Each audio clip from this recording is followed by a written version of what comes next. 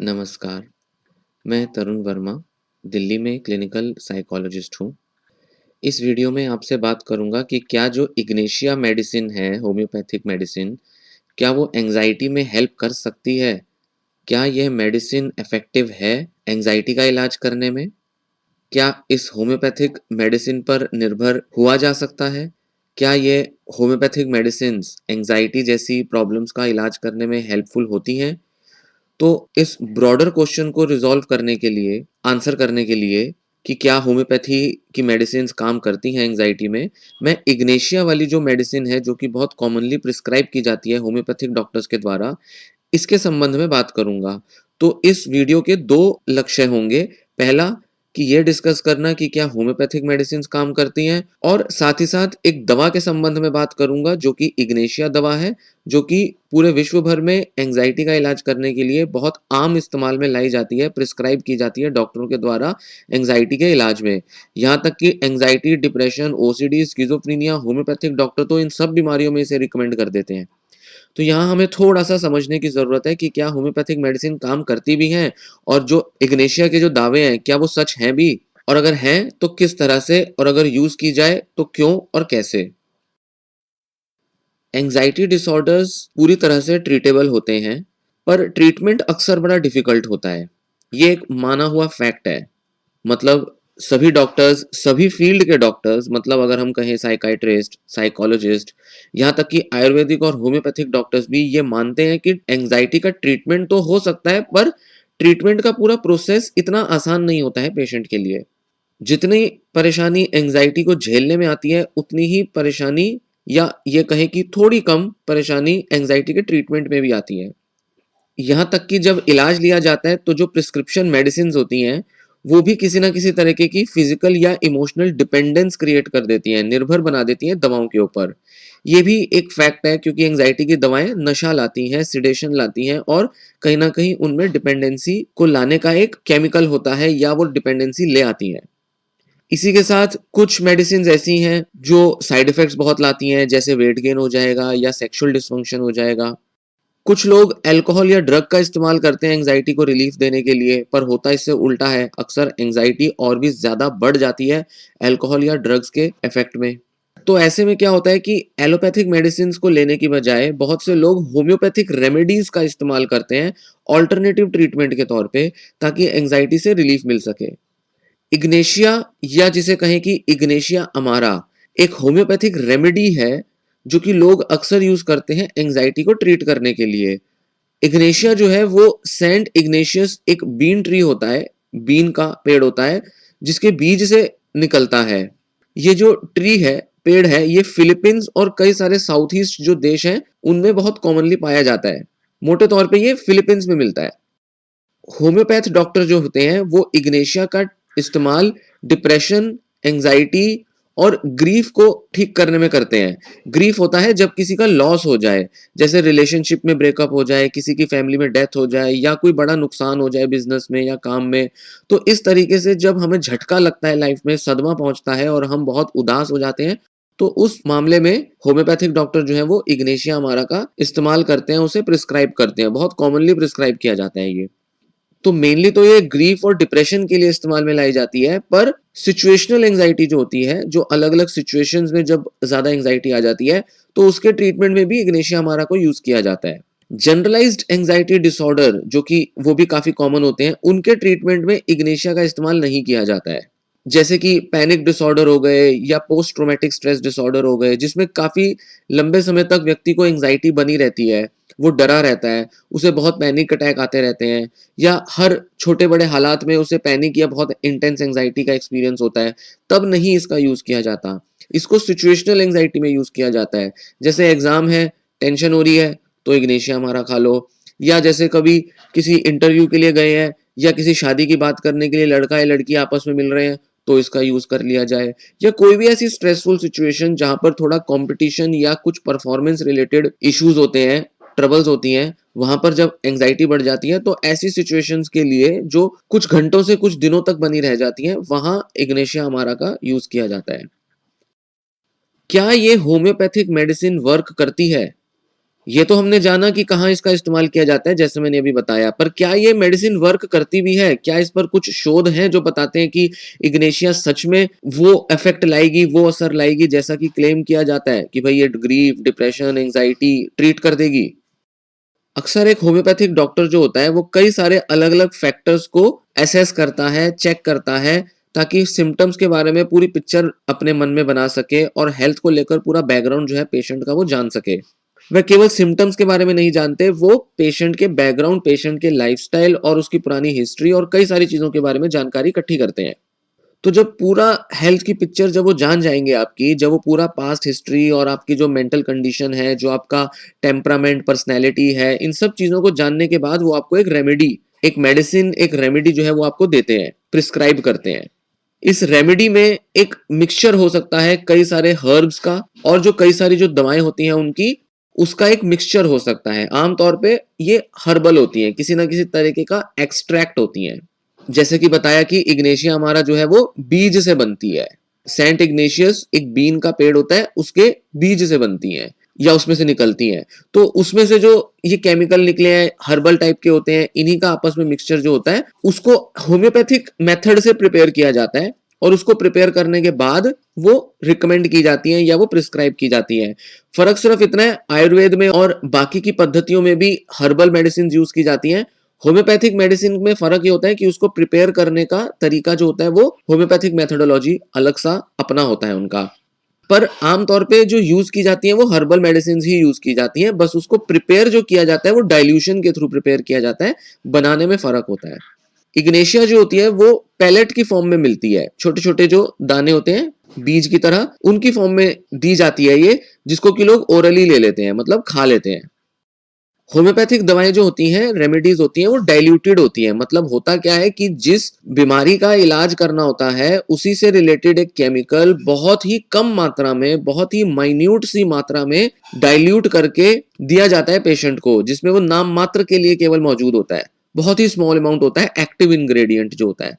तो आपको अगर होम्योपैथिक दवा पे लिखा होगा कि ये है इस मेडिसिन के अंदर, पर उसकी एक्चुअल क्वांटिटी बहुत ही कम होती है। इस तरीके से बनाई जाती है होम्योपैथिक दवाएं। खासकर इग्नेशिया के मामले में तो ये और भी ज्यादा जरूरी है कि इसको ज्यादा से ज्यादा डाइल्यूट किया जाए। क्यों?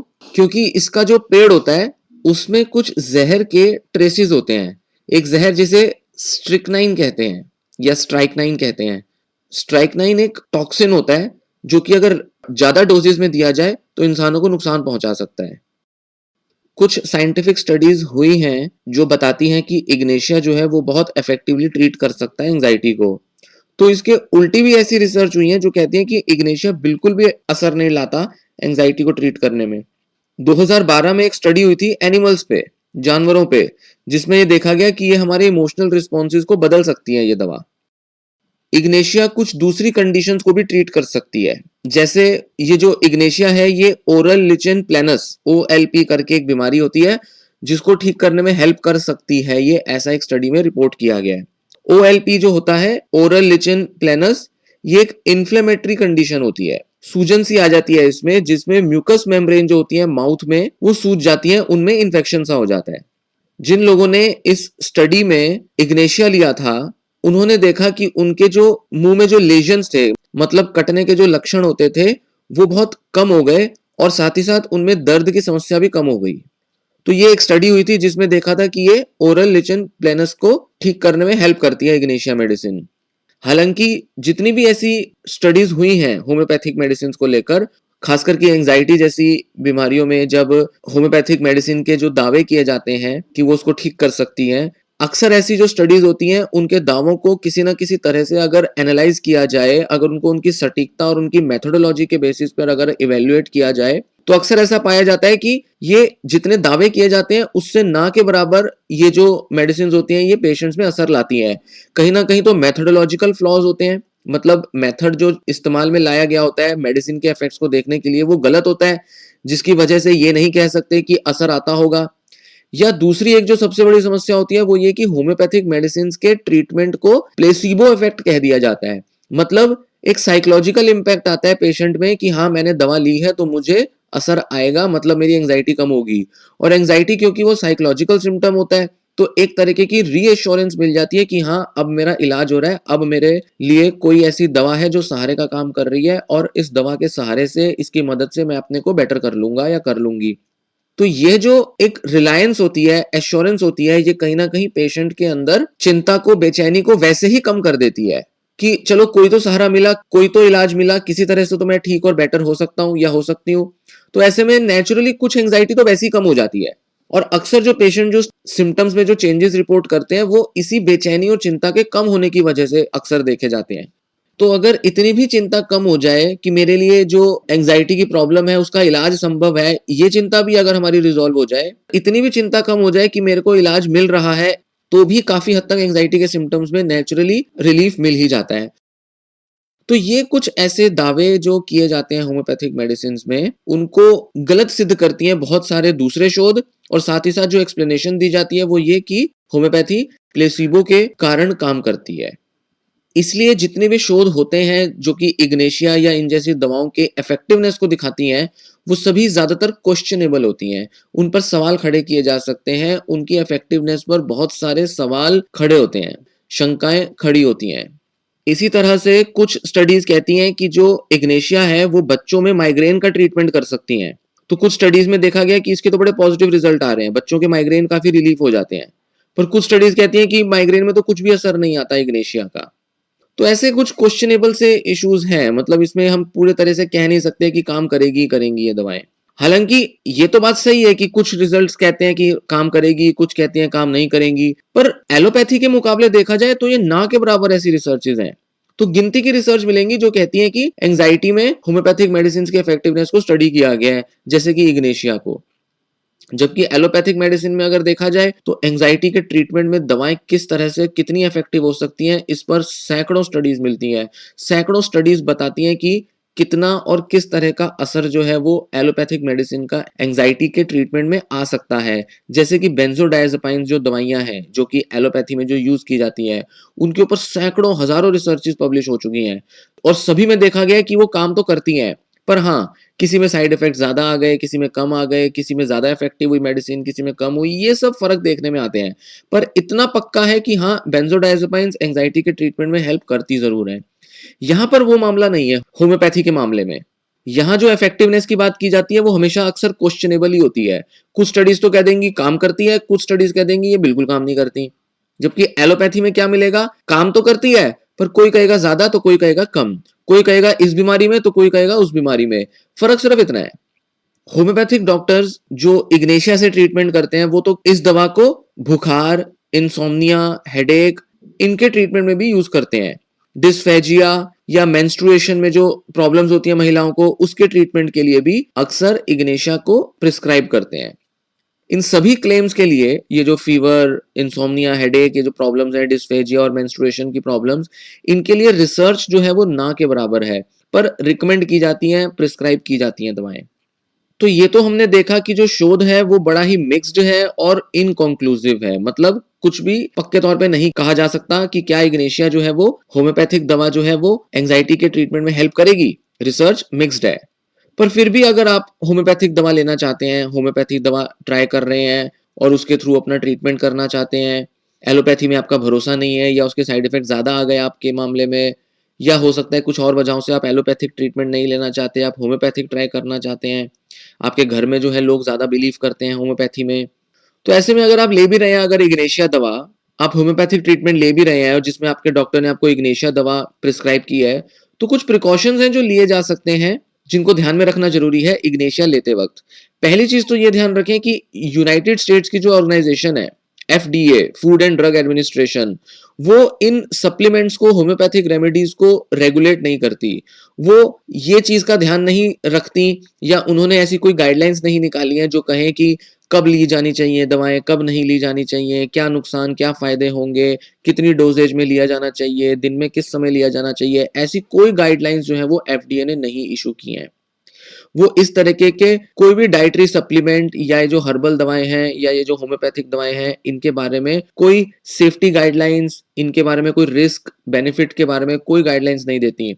तो जो भी ये चलता हुआ आ रहा है डॉक्टरों के द्वारा, जो रिकमेंड या प्रिस्क्राइब किया जाता रहा है, उनके जो अपने विचार हैं, अपनी धारणाएं हैं, उसी के बेसिस पे जो ट्रीटमेंट्स हैं वो दिए जाते हैं। तो 4 लोगों पर अगर अच्छा असर कर जाती है दवाएं, तो डॉक्टर्स उसी को आधार बना लेते हैं कि अगर 4 पर काम करी हैं तो वो 400 पर भी काम करेंगी। तो उन्हीं अच्छे-अच्छे केसेस जो उनके लाइफ में, उनकी एक्सपीरियंस में होते हैं, वो उनको आधार बनाकर बाकी लोगों को रिकमेंड करते हैं दवाएं। तो 4 लोगों पर अगर हो सकता है असर बहुत अच्छा आया हो और उसका साइड इफेक्ट्स बहुत कम रहे हो, तो उनको लगेगा कि ज्यादातर लोग अगर लेंगे तो उनको भी इस पे असर आएगा। और किताबों में भी लिखा रहता है और उनके जो सीनियर डॉक्टर हैं, टीचर हैं और दूसरे लोग हैं, वो भी रिकमेंड कर रहे हैं, प्रिस्क्राइब कर रहे हैं। तो इस तरह से एक चलन चला हुआ है, पर किसी एक लिखित गाइडलाइन को फॉलो नहीं कर रहे हैं। हालांकि अपनी किताबें होती हैं, अपनी कुछ टेक्स्ट होते हैं, बट गाइडलाइंस किसी एक एडमिनिस्ट्रेशन को, ऑर्गेनाइजेशन को इशू करना जरूरी होता है, जो कि एलोपैथी के मामले में एफडीए करता है।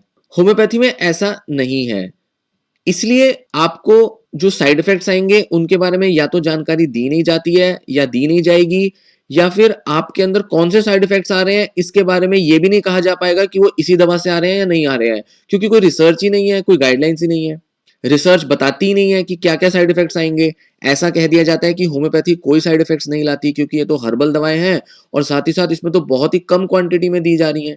पर इग्नेशिया को खाने से, क्योंकि उसमें एक जहर होता है, जैसे कि ऊपर बताया, स्ट्राइकनिन या स्ट्राइकनाइन या स्ट्रिचनाइन करके जो एक जहर है, ये होता है इन दवाओं में। इग्नेशिया मतलब वो एक ऐसी दवा है जो जिस पेड़ से निकलती है, उस पेड़ के ट्रंक में, मतलब उसकी जो छाल होती है उसमें ये जहर भी होता है। ऐसा नहीं है कि इग्नेशिया में जहर है, इग्नेशिया अलग केमिकल है, स्ट्राइकनिन अलग केमिकल है, पर उसी पेड़ से निकलता है वो जहर भी, और उसी पेड़ में इग्नेशिया भी पाया जाता है, उसके बीजों में, मतलब हम जैसे कहेंगे। तो कहीं ना कहीं ये कनेक्टेड है दोनों केमिकल्स। तो इस वजह से क्या होता है कि इग्नेशिया से कुछ ऐसे सिम्टम्स देखने में आ सकते हैं, कुछ ऐसे साइड इफेक्ट्स देखने में आ सकते हैं, जैसे मसल स्पैज्म, मसल्स अकड़ जाएंगी, मसल जाम हो जाएंगी, दर्द उठेगा उनमें।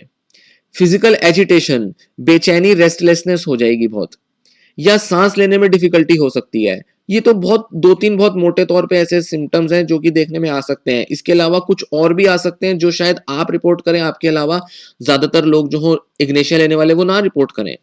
तो इसलिए हमेशा जब भी कुछ ऐसी प्रॉब्लम आ रही है, कुछ साइड इफेक्ट जैसी प्रॉब्लम आ रहा है, तो अपने डॉक्टर से कंसल्ट कर लें, जो आपके होम्योपैथिक डॉक्टर है।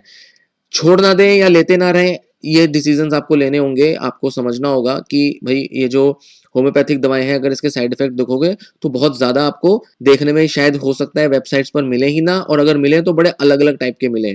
सो ऐसे में आपको थोड़ा ध्यान रखना है कि साइड इफेक्ट्स क्या आ सकते हैं, क्यों आ रहे हैं आपको, और अगर दवा की वजह से आ रहे हैं तो आपको वो दवा बदलनी पड़ सकती है या आपको उसे लेना छोड़ना पड़ सकता है।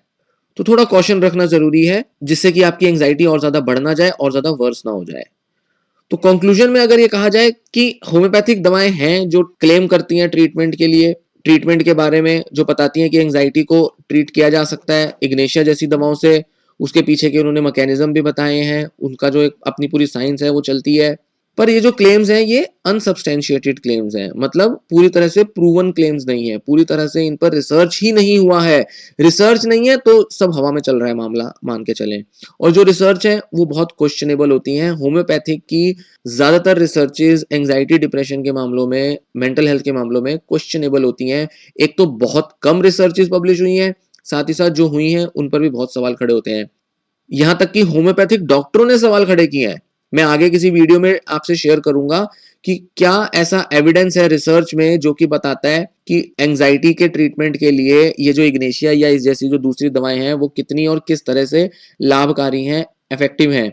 आप देखेंगे कि ना के बराबर रिसर्च हुई है, साथ ही साथ जो हुई है उसमें होम्योपैथिक डॉक्टर रिसर्चर खुद कहते हैं कि कोई कंक्लूजन नहीं निकाला जा सकता, रिकमेंड जो किया जा रहा है वो बस अपनी समझ से किया जा रहा है, वो असर लाएगी नहीं लाएगी इस पर कोई गारंटी नहीं है, कोई श्योरिटी नहीं है।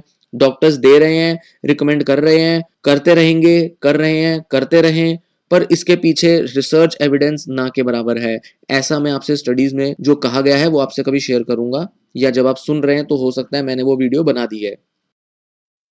ये वीडियो यहीं समाप्त होता है। उम्मीद है ये जानकारी आपको पसंद आएगी, आपको सही डायरेक्शन देगी, आपको इंसाइट देगी कि होम्योपैथी की मेडिसिन पर कितना बिलीव करना है, कितना उस पर ट्रस्ट करना है, कितना उसे लेना है। और लेना है या नहीं लेना है एंजाइटी के ट्रीटमेंट में या डिप्रेशन ग्रीफ जैसी प्रॉब्लम्स के ट्रीटमेंट में। यहाँ एंजाइटी के बारे में बात हो रही है। तो जैसा बताया, वीडियो पसंद आया हो वीडियो को लाइक करें, कमेंट करें वीडियो के नीचे, कोई सवाल पूछें मैं उसका जवाब दूंगा, और कोई वीडियो की आपकी कुछ डिमांड हो आप मुझे बताएं, मैं उस तरह की वीडियो बनाऊंगा। साथ ही साथ इस वीडियो को शेयर करें सोशल मीडिया पे और लोगों की हेल्प के लिए जिनको ये वीडियो में दी गई जानकारी हेल्पफुल हो सकती है। अगर आपने अभी तक चैनल सब्सक्राइब नहीं किया है तो चैनल जरूर सब्सक्राइब करें, आपको आगे बहुत सारी यूजफुल वीडियोस की जानकारी मिलती रहेगी, और बहुत सारी यूजफुल वीडियोस जो मैं बनाता हूं मेंटल हेल्थ के बारे में, उनके बारे में आपको इन्फॉर्मेशन मिलेगी, और ज़्यादा मैं आपको नॉलेज दे पाऊंगा और हेल्पफुल आपको जानकारी दूंगा, जिससे आपको सही डायरेक्शन मिले अपने ट्रीटमेंट के लिए या अपने किसी फैमिली मेंबर या फ्रेंड के ट्रीटमेंट के लिए। धन्यवाद।